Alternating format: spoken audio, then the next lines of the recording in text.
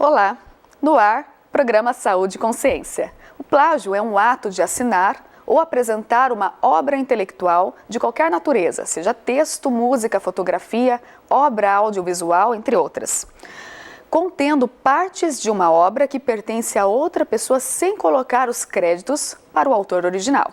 O plágio pode ocorrer no âmbito universitário, em trabalhos acadêmicos, estando o aluno sujeito a implicações éticas, cíveis, administrativas e penais. No programa Saúde e Consciência dessa semana, vamos receber o professor mestre Allender Max de Souza Moraes, pesquisador da Universidade Estadual do Mato Grosso do Sul, para esclarecer as dúvidas sobre o plágio. É daqui a pouco, não saia daí, nós voltamos já.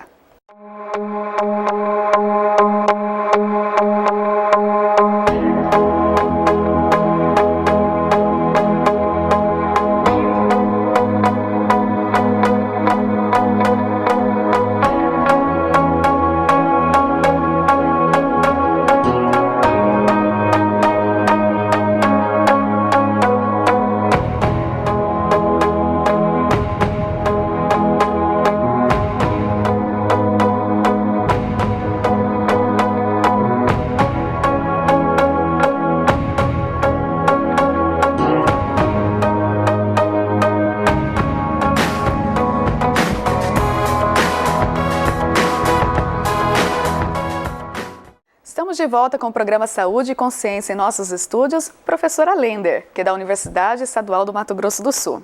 Professora Allender, muito obrigada por sua participação no nosso programa, principalmente para discutir um assunto que é extremamente importante, que é o plágio. Então, obrigada por ter vindo até nós, estar aqui conosco, participando, inclusive, do evento do nosso Congresso Internacional de Ciência, Tecnologia e Inovação e trazer esse assunto para uma discussão no âmbito geral, que é extremamente importante. Eu agradeço o convite. Realmente o tema ele é empolgante porque ele preocupa todo o profissional da academia, os nossos alunos.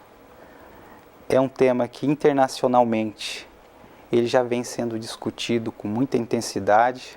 Universidades americanas, europeias, elas têm os seus comitês de integridade ética em pesquisa, em que o plágio é uma das preocupações centrais.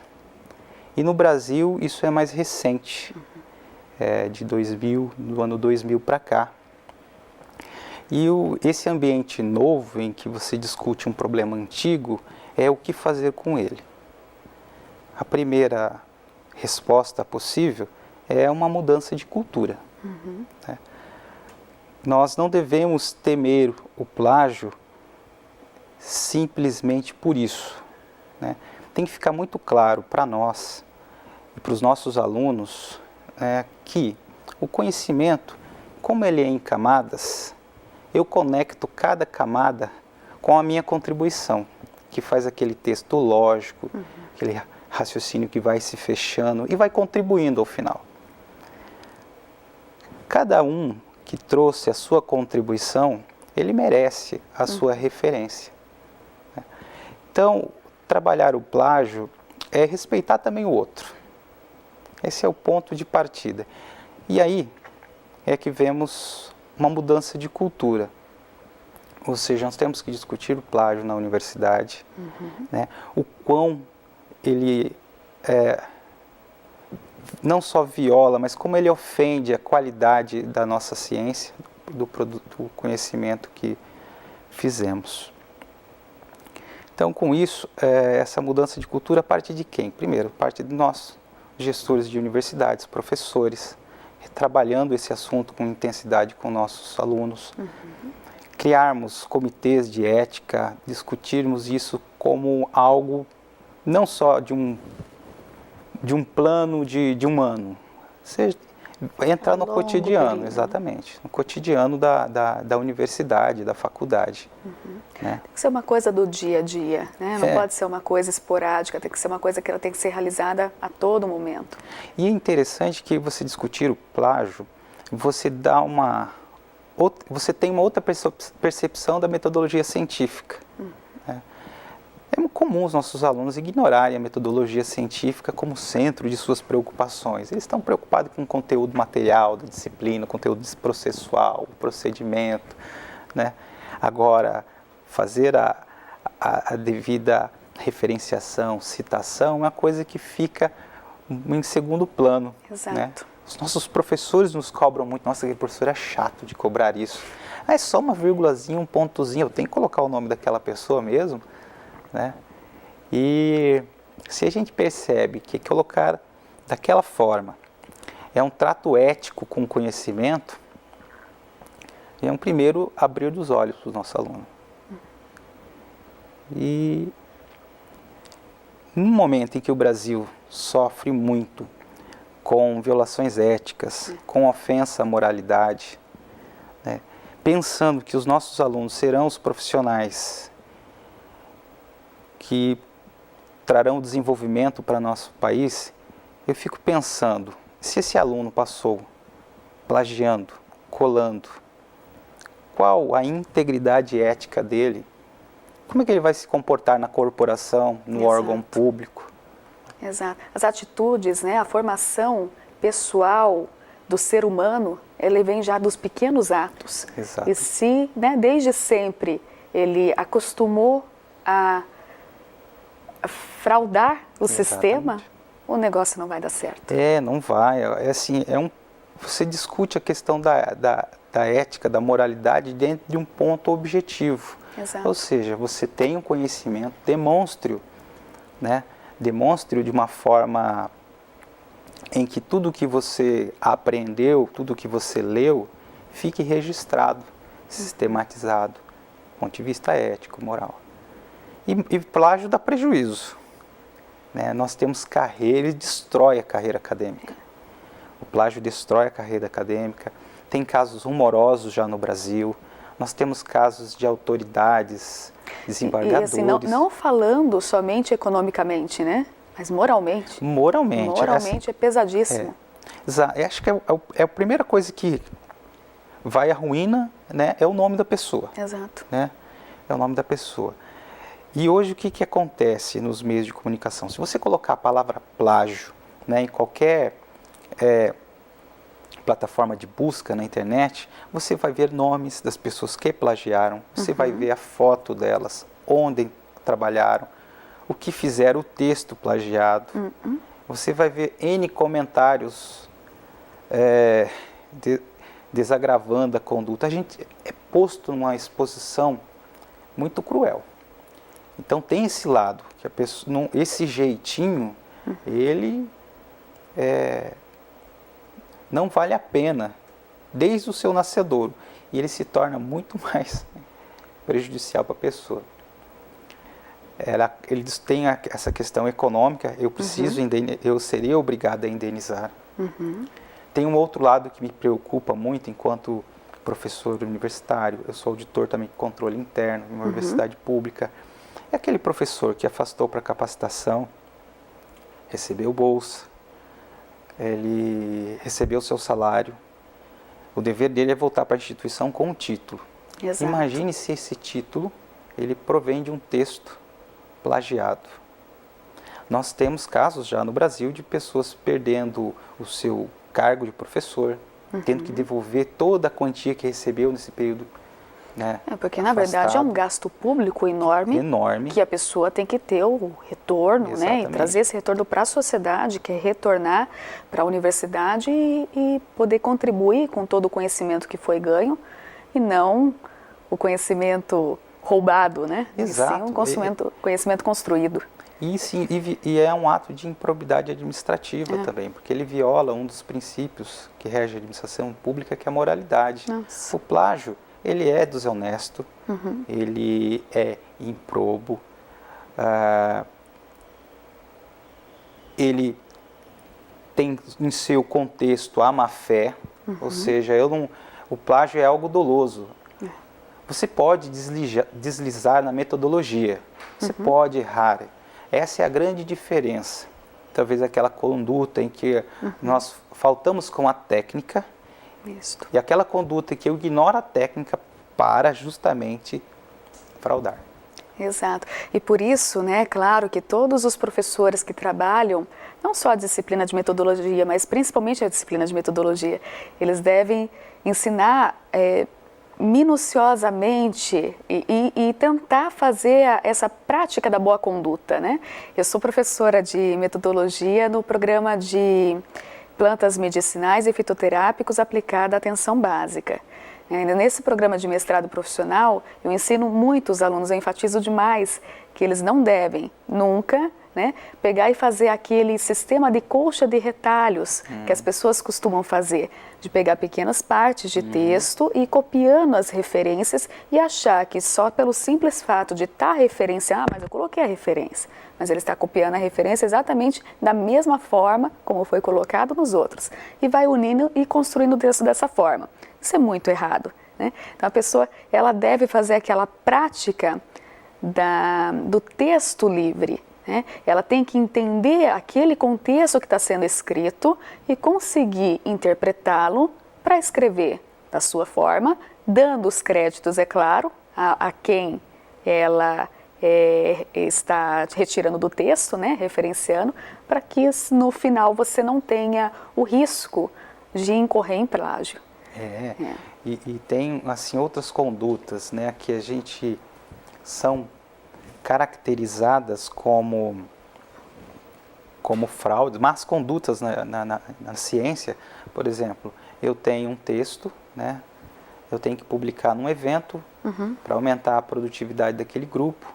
Um colega faz parte dele, aparece como parte do texto, ele não contribuiu, ele não coletou dados, ele não fez parte. De repente, exato, o nome dele aparece para que o grupo aumente a sua produção, para que o látis daquele colega melhore, né? Isso é uma má conduta muito, muito grave, né? A gente se insere naquela lógica, publique e pereça.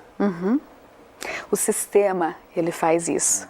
O sistema, da forma como somos cobrados hoje, para manutenção até dos próprios programas de mestrado e doutorado, faz com que muitos pesquisadores a nível Brasil, ou mesmo até de fora, né? A gente sabe de vários casos, acabam fazendo dessa prática. Só que daí me vem assim o pensamento, poxa, olha o risco que você corre tendo o seu nome vinculado a um trabalho que você não participou.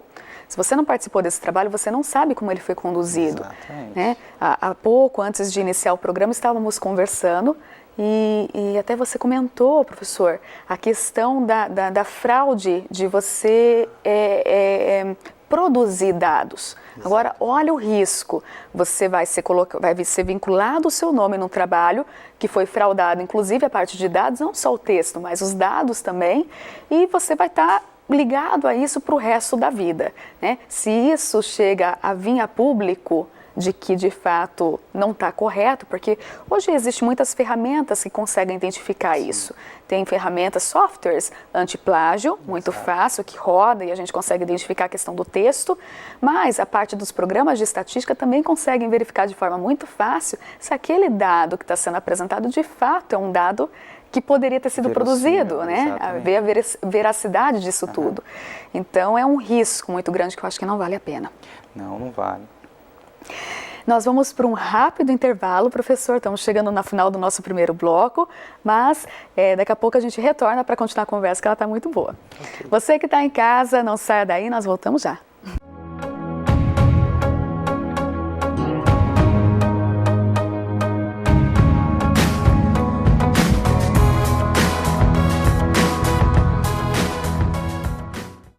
Capacitar profissionais para atuação na área de plantas medicinais. Esse é o compromisso do mestrado profissional em plantas medicinais e fitoterápicas na atenção básica da Unipar.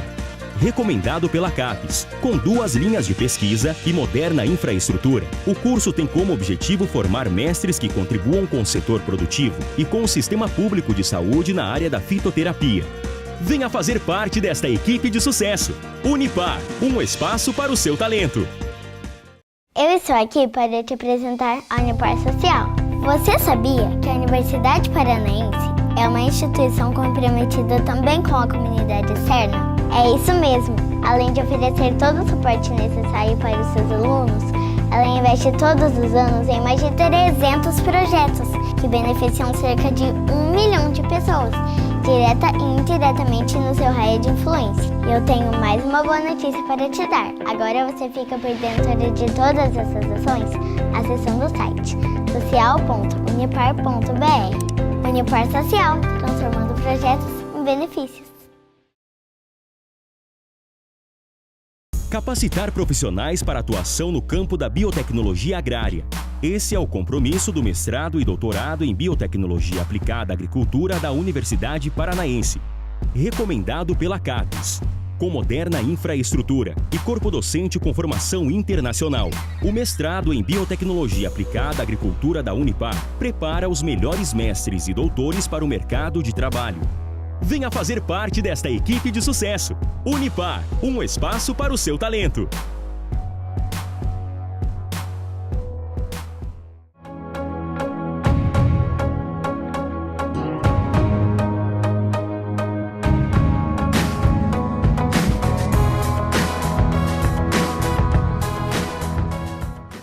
Estamos de volta com o programa Saúde e Consciência. Estamos conversando sobre um assunto muito importante, o plágio. Em nossos estúdios está o professor Allender. Professor Allender, poderia me falar um pouquinho mais sobre essas mal condutas? Você se recorda de alguma outra situação que tenha acontecido que traz esse mau comportamento do pesquisador, né? Que reflete? Sim. Eu me lembro de uma que é o seguinte: eu tenho uma determinada posição acadêmica, né? Sigo certa matriz teórica, né, e desenvolvo um texto e ignoro todo o conhecimento que contradiz aquela minha posição ou outras matrizes teóricas que enfrentam aquele objeto de pesquisa de modo diferente, encaminhando a outros resultados. É como se eu fosse o dono da razão, construo meu texto, imagine uma tese desenvolvida assim, e eu não coloco ali, né, as outras matrizes teóricas que contradizem aquele resultado teórico, aquela análise de dados, né? Aquele conjunto de informações que eu quero ignorar. Ignora completamente, né? Na verdade, o que você está omitindo é o estado da arte, porque na verdade a pesquisa ela é isso, é você tentar identificar, né, o conhecimento e tentar pegar o da literatura para ver o que né, tem a favor, o que tem contra, para poder fazer aquela discussão. Exato. E assim, às vezes os nossos alunos perguntam, por que o estado da arte? Eu tenho que contar toda a história daquele evento para que eu chegue, para que eu comece a desenvolver os meus dados, analisar meus dados. Justamente o estado da arte, você descrevê-lo, é um processo de honestidade acadêmica. Exato. Né? São aquelas camadas que eu vou colocando, opa, é aqui, daqui para frente, né, ou daqui para cima, que eu começo a construir meu edifício. Exato. É uma outra percepção, né? É uma outra percepção. Do estado da arte. E, na verdade, a questão do plágio não se refere somente à questão do texto. Tem a questão também da imagem, né? Exato. De imagem, de fotos, enfim. Tem um caso que você estava comentando no intervalo, que eu acho que é interessante. Ah, sim. É um caso rumoroso que aconteceu em São Paulo, né? Em que, para fundamentar uma tese, utilizou-se uma imagem. Essa imagem, ela dava sustentação aos argumentos, né? E evidentemente que aquilo se tornou relevante. Porém, essa imagem era de uma outra pesquisa e chegava a uma outra informação. E aquilo que se dizia na imagem, né, que era um determinado protozoário, determinado elemento, um ser vivo, não era o esperado. Imagine, eu tenho uma imagem e sobre tudo aquilo eu construo um conhecimento. É como se eu tirar foto do universo, né, e a partir daquela foto reveladora eu começo a construir teorias. E depois eu descubro que ele foi produzido num estúdio de TV.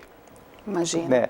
Então, brincando porque, olha, assim, hoje em dia a gente tem tantas ferramentas, né? Então a possibilidade para se utilizar essas ferramentas a favor do mal, né? Digamos assim, é imenso. Então, em termos de fotografia, usar o Photoshop, alterações, adulterar imagens de microscopia, de laboratório, você pode acabar conseguindo aquilo que você imaginava que você ia achar de resultado, mas de fato não foi o teu resultado. Né? Então isso é muito moroso, realmente. E assim, o problema da falsificação e da fabricação de dados, né, é quando eu acabo plagiando algo falso ou fraudulento. Né? Imagina. É o absurdo do absurdo, né? Então isso revela para nós da academia que nós temos que ter muito cuidado, né? Nós temos que adotar uma nova prática, discutir isso institucionalmente, todos os anos, com todos os momentos com os nossos alunos, né? Ensiná-los que uma conduta ética, uma conduta moral na academia é um pressuposto para que eu seja um profissional ético, que trabalhe com integridade, para que um dia eu seja um político, né? Seja um professor, seja um pesquisador ético, né? Então a academia ela vai também servir para isso, né? A sociedade confia muito no nosso trabalho, né? Quando certo medicamento é descoberto e que ele irá produzir grande impacto, as pessoas se interessam, elas leem revistas, assistem jornais. Agora imagine se esse medicamento foi produzido de uma forma aética e moral, né? Simplesmente para conquistar mercado. Quantas vidas estão em jogo? Essas pessoas começam a desacreditar na verdade, o dano, né, que é ocasionado não é só para a pessoa que fez isso, mas é para uma sociedade inteira. E aí, então, exato, por isso que a gente deve enfrentar a questão das fraudes, né, então, da fabricação de dados, da falsificação de dados e do plágio, e de um outro elemento que é o autoplágio. O autoplágio, nós temos que enfrentar isso coletivamente. Então, no plano interno, cada pessoa tem um nível de integridade, coletivo, ou seja, isso tem que ser posto, está sendo discutido no ambiente, né, onde você está inserido, e pensando na sociedade. Pensando em toda essa discussão, o Congresso Internacional de Ciência, Tecnologia e Inovação da Universidade, né, propôs uma oficina. O professor será o palestrante principal dessa oficina para poder fazer essa capacitação, essa discussão importante entre os acadêmicos. Como abordar um assunto delicado como esse para sensibilizar o jovem de fazer a ação correta, professor? Acho que a minha estratégia primeiro, conceituar bem plágio, do ponto de vista jurídico, né? Como o direito pensa, conceitua essa palavra, o que ela significa, quais são seus valores, desvalores. Apresentar também conceitos em que a academia já discute, plágio é isso, né? Revelar como uma violação ética, como uma violação civil. Eu plagiei, eu vou pagar para alguém, né? Ele é crime e ele pode ser considerado ato de improbidade administrativa, dependendo de quem o praticou, né? Então, é revelar bem o que significa o plágio. Né? E isso acomete todos os envolvidos, não é mesmo? Todos Se tem um autor, por mais que tenha lá o outro coautor, o parceiro, enfim, todos eles vão responder pelo ato. Exato, porque assim, num texto, cada qual deu a sua contribuição. O risco é que nessa construção coletiva tenha informações falsificadas, dados falsos, fraudados e tenha plágio. Se o texto é coletivo, como que eu divido isso? Então a culpa fica diluída, então é culpa de todo mundo. Exato. Você sabe que hoje é uma prática muito comum nos periódicos indexados da área da saúde, aqueles de maior impacto.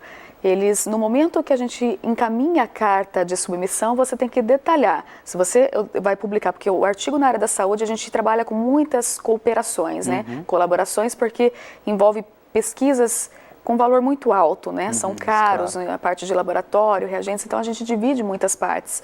E daí que acontece? No momento que você vai encaminhar, a revista ela solicita que você detalhe especificamente o que cada autor fez naquela pesquisa. Eu acho que isso já é para tentar identificar essas partes. É uma estratégia, né, das revistas, dos órgãos de publicação, justamente para individualizar, né? Primeiro, para que ninguém dê aquela desculpa. Responsabilidade. Ninguém também dê aquela desculpa, isso não é meu, isso eu não contribuí, né? Então, essa individualização ela é fundamental, uma estratégia importante, né, que as universidades também devem adotar nos seus trabalhos com os seus alunos, né? Inclusive, nisso, a gente tem que criar protocolos, né?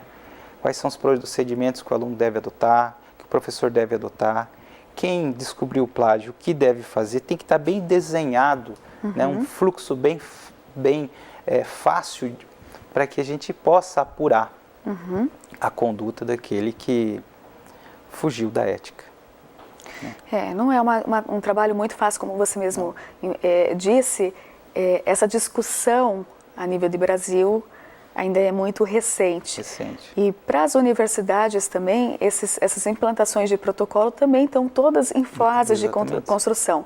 Inclusive a implantação das ferramentas, né, nos locais. Aqui a universidade nós já temos uma ferramenta para revista. As revistas de publicação, que são 6, né, da universidade, eles passam por uma ferramenta básica ainda, né, para tentar identificar esses critérios que vão acontecer, principalmente na parte de texto. Na parte do dado, vai caber ao referir. Aos pares, né? Isso, aos pares. A gente fica na mão dos pares, lógico, para tentar identificar isso. Mas nós sabemos que existem várias ferramentas, principalmente da estatística, né, que conseguem identificar se de fato aquele dado tem veracidade ou não. Ah, sim. Cada universidade está num nível avançado, né, ou iniciante. O que é importante é que aquelas que estejam mais avançadas, justamente elas sejam protagonistas na disseminação das suas conquistas, né, das suas conquistas para aquelas que estão começando. Como que está lá na Universidade Estadual do Mato Grosso do Sul? Ali já tem um protocolo bem estabelecido em relação à ferramenta do plágio? Esse ano nós temos um programa de ética e integridade em pesquisa que a gente começou a fazer justamente, a criar um ambiente cultural, né, uma cultura, né, aliás, de enfrentamento do problema do plágio, da fabricação, da falsificação de dados. Nós tivemos mudanças importantes dos nossos regulamentos, né, para termos uma ideia, nós não tínhamos muito claro que a fraude, o plágio, por exemplo, de um programa de pós-graduação, causaria reprovação do aluno. Como isso era implícito, que a gente entende que é algo grave, todo mundo dizia, não precisa dizer. Né? Mas tem que estar escrito. Mas tem que estar muito bem desenhado. É assim, descobriu o plágio, devo montar uma outra banca, convidar outros professores de outros pares para que vejam aquilo? Não, o orientador descobriu o plágio, ele vai ter uma conduta, agora tem um fluxo para trabalhar. Né? Então, nós também estamos começando, né? Lá, eventos já foram realizados, instrumentos normativos foram alterados, mas a gente tem muito trabalho para fazer ainda. Exato. Ano passado tiveram várias manifestações e movimentos, enfim, que foram até pela CAPES mesmo, a respeito do plágio, com eventos espetaculares para poder discutir o tema, né? Alguns aconteceram em Brasília, outros ali em São Paulo. Então, eu acho que nós estamos no caminho certo, que é essa conscientização e a discussão sobre o assunto, né? Para que a gente possa ter uma conduta mais ética, mais adequada, para não ter esses problemas. Exatamente. Professor, muito obrigada por sua participação no programa. Agradeço imensamente, eu acho que o assunto é extremamente relevante, né? Estamos ansiosos aí pela oficina. A você que nos assiste, eu espero você na próxima semana, eu espero que você tenha gostado. Até lá!